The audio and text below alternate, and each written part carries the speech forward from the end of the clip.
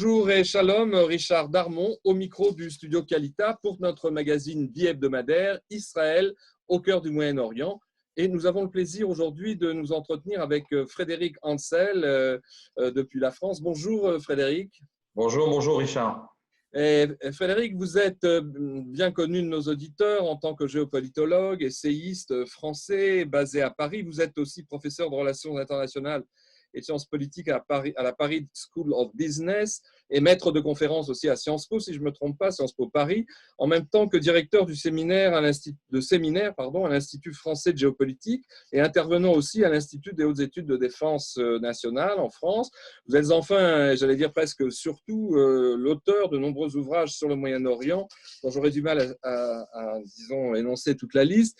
Je ne citerai que quelques titres qui concernent plus particulièrement donc, notre région et Israël. Vous avez écrit en 98 géopolitique de Jérusalem. L'année d'après, le Moyen-Orient entre guerre et paix, une géopolitique du Golan, plateau du Golan en 99.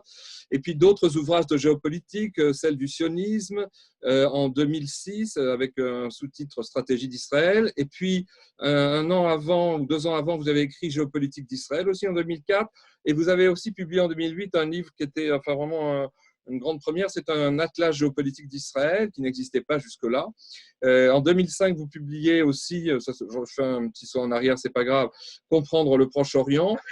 En 2009, vous publiez Horizon géopolitique et puis d'autres ouvrages, dont celui qui est le plus près, j'allais dire, de nos préoccupations, en tout cas pour aujourd'hui, c'est Géopolitique des printemps arabes en 2014. Et puis d'autres livres encore. Alors, en fait, la question que ça fait longtemps que je voulais vous avoir pour vous poser cette question, c'est que dans le sillage de cette pandémie de coronavirus qui fait à peu près actuellement, d'après des chiffres officiels qui sont très minimisés, environ 350 000 personnes touchées au Moyen-Orient, des chiffres donc officiels où ce palmarès est mené par la Turquie avec 130 000 malades, suivi de près par l'Iran, 100 000 malades au moins. Encore, ce sont des chiffres minimums. Est-ce que vous pensez que la région va sortir un petit peu apaisée ou préoccupée par d'autres horizons, j'allais dire, et notamment par les suites de cette pandémie, ou au contraire que cette longue série de conflits qui existent au Moyen-Orient vont s'exacerber en quelque sorte? Alors, c'est une question centrale. Moi, je vous dirais que l'intervention d'un phénomène extérieur, tout à fait exogène à la géopolitique en principe, par définition, un virus n'est pas humain, ne fait pas la guerre, n'a pas d'objectif, ne négocie pas. Bon. Eh bien, il va intervenir à la manière d'un biais géopolitique selon ce qu'on veut faire de manière générale. Je m'explique. Prenez vos turbulents voisins du Nord, le Hezbollah. Aujourd'hui, l'intérêt du Hezbollah, c'est fondamentalement de montrer à la population libanaise, et pas seulement chiite d'ailleurs, qu'il est capable de lutter par voie prophylactique, par voie médicale, par voie logistique, par voie humanitaire contre le virus. Si vous voulez, en ce moment, le Hezbollah va vraisemblablement entretenir peu d'imagination dans ses attaques vis-à-vis d'Israël. Non pas qu'il entretient plus de patience ou d'amitié à l'égard du sionisme ou d'Israël, c'est que ce n'est pas aujourd'hui sa stratégie fondamentale. Parce que l'objectif du Hezbollah aujourd'hui, il est politique et social, et il est au Liban. Prenez un autre cas de figure, qui est celui de la Jordanie. La Jordanie, qu'on considère depuis maintenant 70 ans et plus comme un État extrêmement faible, sauf qu'il est fort de sa faiblesse. Personne ne veut l'affaiblissement de la Jordanie. Donc, si demain, la Jordanie devait être extrêmement touchée, radicalement touchée, martyrisée par la propagation de ce virus, il est vraisemblable que des puissances alentours, et je pense évidemment à Israël, viendraient à son secours. Il ne s'agit pas, encore une fois, tout d'un coup de découvrir que tel ou tel voisin est sympathique ou antipathique, mais c'est de savoir ce que la lutte qu'on mène contre le Covid-19 va permettre de faire et dans quelle mesure on va orienter sa géopolitique en fonction de cet aléa externe. Prenons un dernier cas, vous avez mentionné la Turquie. La Turquie est en train de profiter littéralement sur le plan politique du chaos, en tout cas d'une forme de désorganisation diplomatique mondiale, pour tenter d'avancer ses pions en Libye et en Syrie. Entre parenthèses, ce n'est pas le cas que de la Turquie. Vous le savez très bien, avec d'autres pays comme la Chine, la Russie, etc. Donc, vous voyez, tout dépend en réalité de ce que ce virus peut, entre guillemets, vous apporter dans votre géopolitique finalement relativement classique. Alors, on est dans un paradoxe tout de même, puisque d'un côté, il y a cette préoccupation sanitaire majeure qui prend des formes diversifiées selon les sociétés des différents pays auxquels on a affaire, avec une pandémie plus ou moins mal gérée, ou en tout cas une espèce de volonté de montrer aux populations qu'on essaye de gérer cette épidémie phénoménale. Et d'autre part, d'un côté, il y a cette tendance, que ce soit en Turquie ou ailleurs, mais aussi de l'autre, il y a une activité depuis d'un mois et demi, presque 2 mois que cette pandémie a fait éruption, il y a quand même une activité terroriste qui continue, ne serait-ce qu'en Irak, avec les milices chiites qui harcèlent et qui ont continué de harceler les bases américaines, à tel point d'ailleurs que les Américains ont enfin reçu des missiles contre les roquettes qu'ils n'arrêtent pas de recevoir. Évidemment, ce ne sont pas des tirs aussi groupés que Israël, dont Israël écope de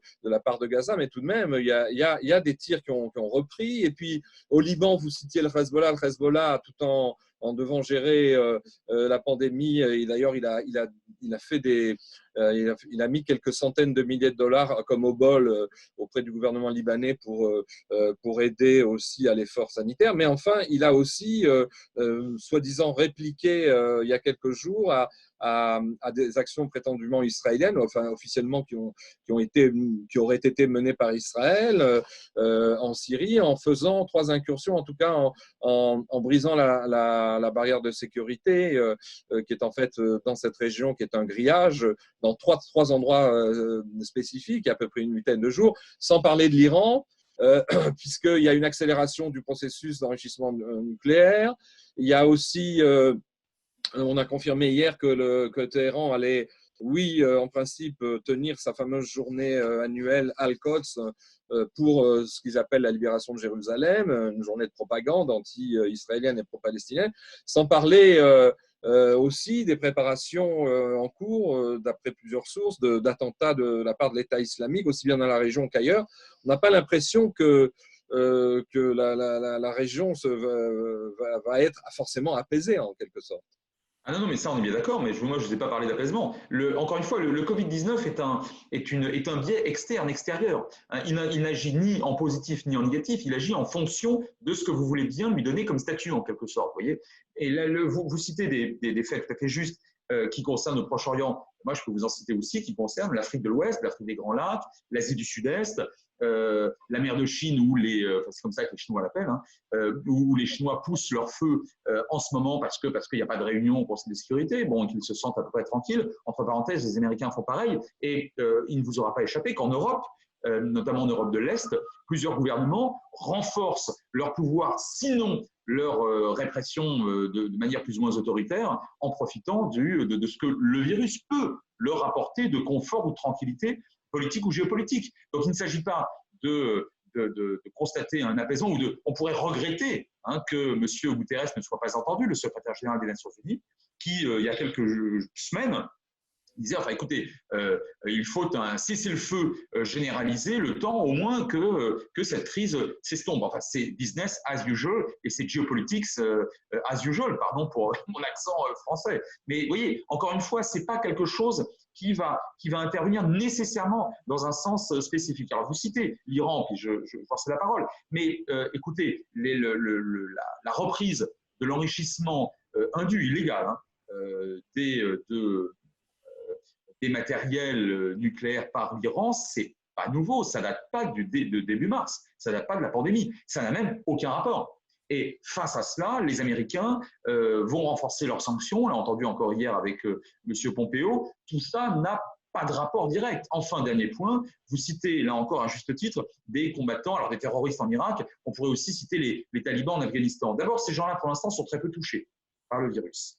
Premier point. Deuxième point, ils considèrent de manière totalement mystique, millénariste et apocalyptique que c'est un signe de Dieu et un châtiment divin. Vous voyez, donc ils ne le pensent pas rationnellement. Et 3, la guerre en Afghanistan et en Irak, mais je ne vais pas vous l'apprendre, cher Richard Darmon, a fait jusqu'à présent, et encore, je ne vous parle que de ces 2 régions, un nombre incalculablement plus important de tués que ce que peut ou ce que pourrait peut-être même faire le Covid-19. Vous voyez, donc encore une fois, prenons-le comme un phénomène extérieur, hein, qui est instrumentalisé, de ce point de vue-là je vous rejoins, par un certain nombre de groupes ou de régimes politiques, mais qui en soi n'est pas un élément géopolitique. Alors, en ce qui concerne ces deux grands pays qui sont d'ailleurs d'anciens empires, l'Iran, quand on écoute certains dirigeants depuis cette dernière décennie et même avant leur discours, on a pas seulement on comprend qu'ils ont des velléités hégémoniques au niveau de la région et que ce sont d'ailleurs des actes concrets, pas seulement des discours, mais aussi il y a caresse, n'est-ce pas, la nostalgie d'un certain retour à l'Empire perse, bien que le régime des mollahs soit d'une nature évidemment tout à fait spécifique. Et puis, il y a aussi la Turquie qui est aussi un ancien empire. Chacun tire la couverture vers soi. Mais est-ce que vous pensez que ces deux pays qui d'ailleurs, en tant que régime, l'un islamiste, pseudo-démocratie despotique, j'allais dire, d'Erdogan, et puis l'Iran, son portrait n'est plus à faire en tant que théocratie islamiste radicale, chiite. Est-ce que vous pensez que, si vous voulez, ils ne vont pas être affaiblis par justement leur incapacité à bien gérer la pandémie? J'avais entendu il y a quelques jours que Erdogan avait refusé des crédits de fonds sanitaires spécifiques aux deux grandes villes de son pays, Ankara et Istanbul, au prétexte qu'elles étaient gérées depuis les dernières élections municipales par ses adversaires politiques. Les Iraniens font pas mieux. Ils ont fait des erreurs monumentales, ou tout du moins, ils n'ont pas bien géré la pandémie. Et est-ce que vous ne pensez pas que le régime va encore plus battre de l'aile par rapport à, disons, au mécontentement populaire qui était déjà considérable en Iran vis-à-vis des mollahs? Oui, c'est le talon d'Achille principal des régimes politiques et des gouvernements plus précisément qui ne parviennent pas à gérer une crise sanitaire, logistique, civile, etc. Ça, oui, ou une disette. Là-dessus, vous avez raison. D'ailleurs, le printemps iranien, comme on l'appelle, de 2008, hein, qui remonte déjà à 2008, puis les secousses qui ont suivi ces dernières années, ne portaient pas tellement sur la nature politique ou religieuse du régime, mais portaient, vous avez très raison de le souligner, sur son incapacité à gérer les situations socio-économiques difficiles auxquelles sont soumis la plupart, beaucoup d'Iraniens, en tout cas, et sans doute aujourd'hui la plupart des Iraniens, du fait des sanctions américaines. Donc oui, c'est le talon d'Achille de ce genre de gouvernement, l'intérieur, effectivement, et l'incapacité à gérer une crise. Mais alors attention, ces mêmes gouvernements, parce qu'ils sont très conscients de cela, jouent précisément de l'unité nationale et font parfois assaut de nationalisme ou d'extrémisme religieux, je pense évidemment notamment à Téhéran, pour, j'allais dire, pour créer une espèce de ressort et pour faire oublier dans la meilleure mesure possible aux gens qu'ils ont faim ou que la crise est mal gérée ou qu'ils sont chassés des hôpitaux parce qu'il n'y a pas assez de place, pointant toujours, bien sûr, le doigt sur l'ennemi extérieur, sur le complot extérieur. Et ça, c'est franchement pas nouveau. Et de ce point de vue-là, je vous rejoindrai peut-être, de ce point de vue-là, le Covid-19 mal géré par un régime autoritaire peut devenir dangereux pour les voisins. Parce que ce régime autoritaire va être tenté effectivement de l'instrumentaliser, comme je le disais. J'ai eu le plaisir la semaine dernière d'interviewer l'un de vos collègues, j'allais dire, qui est aussi expert dans certaines analyses géopolitiques, Alexandre Adler. Et j'étais un peu surpris par son analyse qui était assez optimiste. Je ne vais pas poser exactement les mêmes questions, mais je lui avais demandé si on pouvait s'attendre à un affaiblissement de l'Iran et peut-être même à une dégénérescence de ce régime, attendu que, comme un autre expert l'a dit, c'était vraiment la mauvaise gestion du Covid-19 par Téhéran, une sorte de Tchernobyl à l'iranienne, avec des milliers de morts, avec des mensonges, etc., qui exaspèrent la population. Alors, est-ce que vous êtes aussi optimiste que Alexandre Herder, qui m'a assez surpris en me disant que lorsqu'on sortira de cette pandémie, qui pourrait durer assez longtemps et qui n'a pas encore terminé ses effets, tant s'en faut, dans ces deux pays, surtout en Iran, d'après les chiffres en tout cas, et d'après les réalités de terrain, parce que les chiffres sont manipulés. Est-ce que vous pensez, pardon, que ça peut marquer, disons, une accélération de la chute du régime? Et Alexandre Adler me disait, ben oui, parce qu'il y a une alliance aussi qui existait antérieurement entre Israël et l'Arabie Saoudite, qui travaille main dans la main pour donc reprendre, si vous voulez, disons, faire vivre des lendemains plus optimistes dans la région, avec un pouvoir iranien, si ce n'est changé, du moins affaibli. Est-ce que vous pensez qu'on va vers ça? Je vais vous dire, depuis 1979, un nombre incalculable d'observateurs prédisent à court ou moyen terme la chute du régime des Mollahs. 1979, date à laquelle, bien sûr, il est arrivé au pouvoir. 41 ans. Voilà. Et il a vécu bien pire, ce régime. Il a vécu bien pire que la crise du Covid-19 tout de même, hein, et bien pire dans des conditions beaucoup plus difficiles d'ailleurs pour lui. Hein. Ça, c'est le premier point. Deuxième point, moi, je suis assez convaincu qu'on a affaire à un régime qui est à la fois répressif, je ne vous apprends rien, je formule la litote que vous apprécierez, un régime qui déteste bien évidemment Israël et un certain nombre de régimes politiques alentour, qui est misogyne au dernier degré, homophobe, à incandescence, etc. Et en même temps, je vais peut-être vous surprendre, d'un point de vue géopolitique, on a affaire à des gens qui sont pragmatiques. Je veux dire par là, je n'ai pas dit qu'ils sont gentils, ni modérés. On confond souvent la modération, qui est une acception morale, voire philosophique, et le pragmatisme, qui est une qualité géopolitique à distinguer radicalement. Le pragmatisme, ça signifie quoi? Ça signifie que l'hégémonisme iranien, vous l'avez bien mentionné tout à l'heure, donc je le reprends à mon compte, ce terme qui est très juste, il existe dans la région, c'est incontestable. Mais l'Iran, si vous voulez, avance ses pions de manière prudente.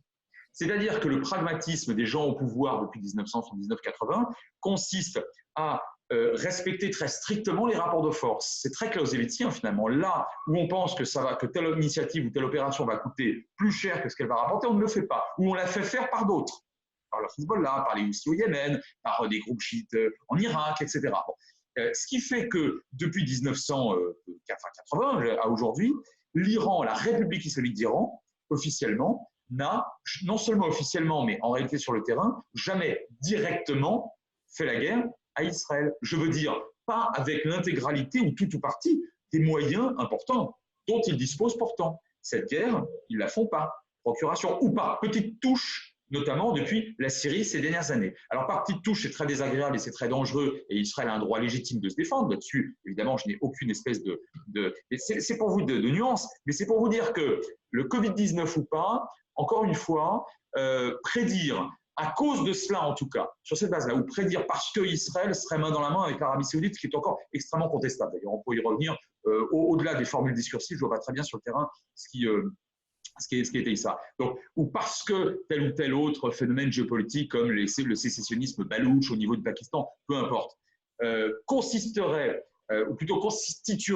des certitudes quant à la chute rapide du régime, je serais super prudent. En revanche, je suis plus affirmatif quant au pragmatisme, encore une fois. Hein, je n'ai pas dit que le pouvoir iranien n'était pas dangereux ou aimable. J'ai dit que le pouvoir iranien sera d'autant plus fort qu'il saura justement jusqu'où ne pas aller trop loin en cas de chute prévisible. Et on l'a bien vu en interne. Regardez à quel point, à chaque fois qu'il y a des manifestations, on pointe bien sûr le doigt sur le complot sioniste extérieur ou sur le complot américain. Bien sûr, on en fait tenter plus sur les centrifugeuses pour donner un regain ou un élan nationaliste au pays. Mais surtout, on tente de libéraliser sur le plan social, ce qui peut permettre d'atténuer la colère de la population iranienne. Donc, je résumerai les choses en vous disant que je suis, de ce point de vue-là, peut-être un petit peu moins optimiste quand même qu'Alexandre Adler, qui nous prodigue toujours de très très bonnes analyses depuis très très longtemps, mais sur l'Iran, on a quand même affaire à un régime qui sait s'adapter. Il sait s'adapter. Qui a la vie dure et une forte expérience de la gestion des situations de crise, en quelque sorte. Ah oui, et notamment à cause de l'Occident, parce que je me permets de vous rappeler, mais vous le savez, qu'en 1980, c'est l'Irak de Saddam Hussein, soutenu par l'intégralité de l'Occident et l'URSS, qui attaque l'Iran et pas le contraire.